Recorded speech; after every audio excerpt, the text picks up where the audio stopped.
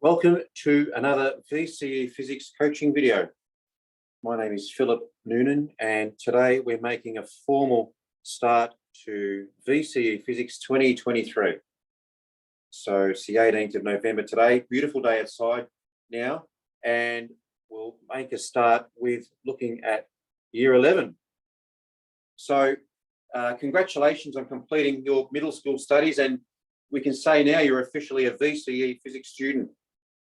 So the first thing I want to mention is we have a new study design being released for next year, which I've had a look at, and I don't see a lot of changes. There are some, but it's mainly relates to a couple of things in Year 12 being brought into Year 11, but they're interesting topics, and in general, you can look forward to having fun with the Year 11 or the Unit 1 and 2 VCE Physics course.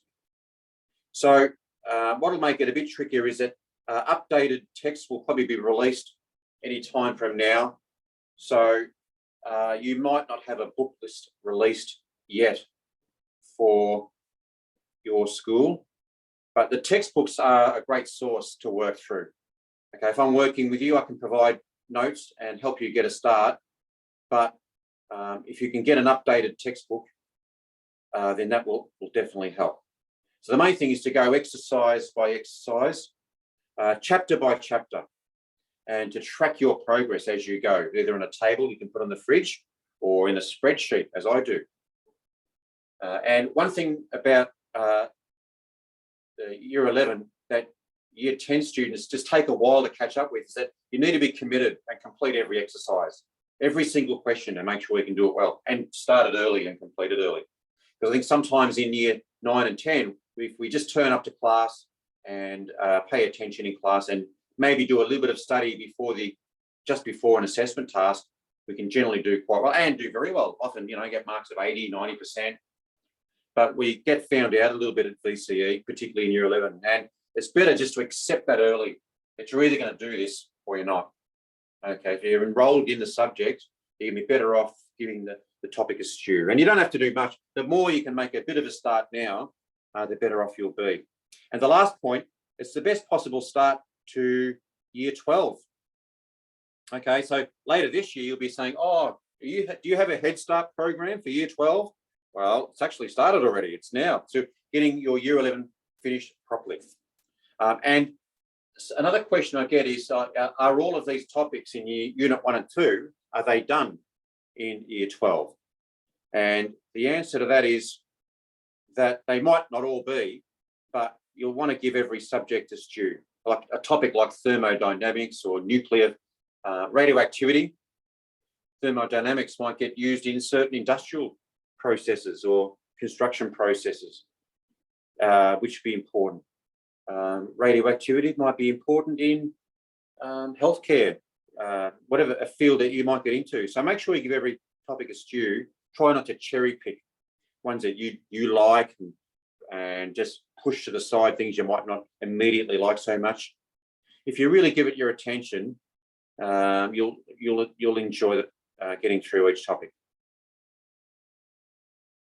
So if you're coming into Unit 3 and 4, I'm sure if you're reading this, you've probably made a start already. All right. Hopefully, the course hasn't changed now in about 5 or 6 years. This will be about the 6th and last year of a study design. So you should be able to have a textbook, and ideally you've made a start already. So start sufficiently small and get the ball rolling. So that might mean just look, page 1, chapter 1, exercise 1A. If you can get one worked example completed, then you can say, well, I'm off to a start. And then just keep going. If you can do one worked example, I can do 2. And once you get that first exercise done, you'll feel really good about it. Because then if you can complete one exercise, well, you can complete 2.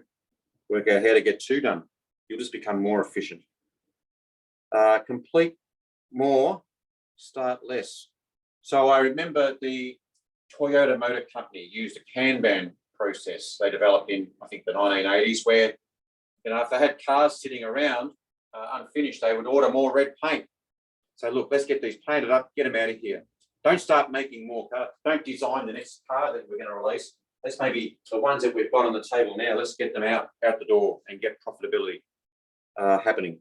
So it's the same with you. So yeah, make sure you finish a problem rather than gloss over it and say, oh, I'll come back to that one. So the third or the middle point there is give each topic equal treatment this year. Try not to have a boom bust cycle that, you know, you're putting all your eggs in one basket for one sack, and then you get that, and then all of a sudden the sack date gets marked changed anyway. So then you keep putting more time in, and all of a sudden your other subjects are suffering, and we don't want that. So if you get your material completed ahead of the game, because what happens is students will roll up and say, oh, we're not ready for this. And so the teacher can feel under pressure sometimes to move a sack date back, or the teachers will discuss amongst themselves, you know, oh, have you got a sack date on that day? Well, I'm doing a sack on that day. So if you're ready ahead of the game and the date gets moved, well, that's okay. You can start the next topic and then come back to it, just do a final quick revision before you sack when it's due. But overall, have a date in mind, like an ambitious target might be Easter next year to complete Unit 3 and 4. But I think by mid-year, you'd want to have the whole textbook done, ideally, you know, June, July. Once it gets on to September, October, and you're still a long way through finishing all the chapters, it's not the best way to proceed. Now, you might be worried. This is a comment. I think if you're a parent, you might be thinking, hey, why have all this coaching and tutoring early if my son or daughter is just going to forget it? All right, and it does happen. Our knowledge does drop off. Mine does. All right, so we need to maintain it. So learning the material now is like planting out a garden. Like we're mulching the garden and planting seeds. But as they grow, well, you've got to water that garden.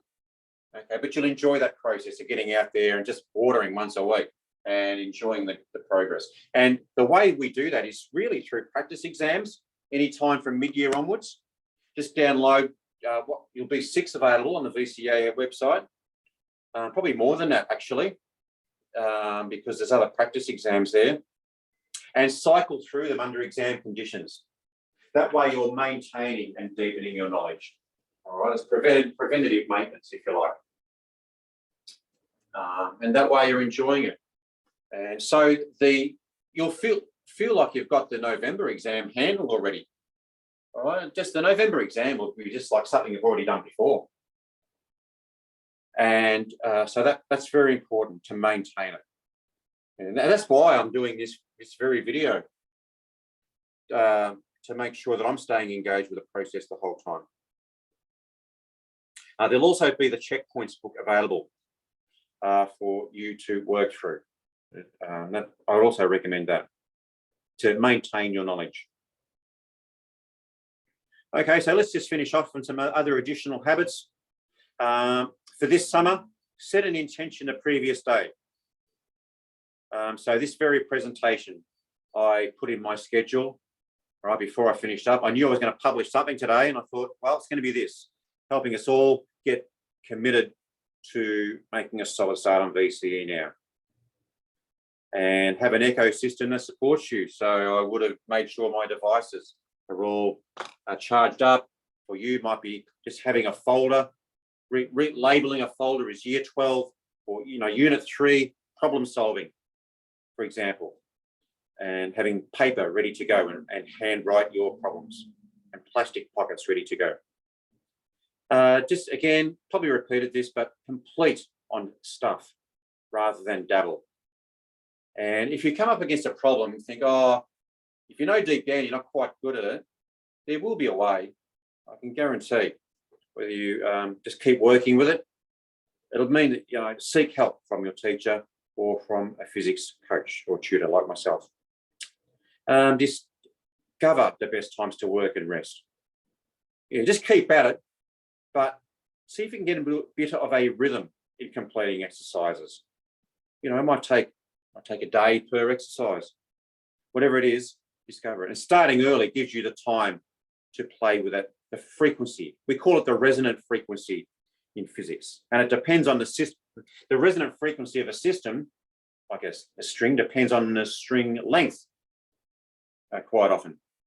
So for you, it'll depend on you and what you're bringing to the table, just your habits and so on. Spend time. So that which you focus on expands. That's a quote from a coach of mine. Look, the more time you spend on it, you're just going to get better and better. All right, so just, have that sense of grit and determination that you're going to push through it. Sooner or later, you'll benefit from help. All right, you'll be glad you invested in some help to say, that's how I do it. And that's what I do. I'm a VCE physics coach. I've been teaching physics for many years.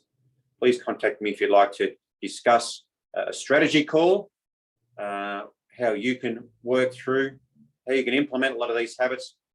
And in particular, if you've made a start already and you just want some guidance, so to peer review the work you're doing and assess that you've gone about completing exercises the best possible way, be delighted to help make your goals a reality. Thanks for watching another VCE Physics coaching video. If you've got any comments at all, just drop them into the comment section and don't forget to like the video. And thank you for watching another physics coaching video.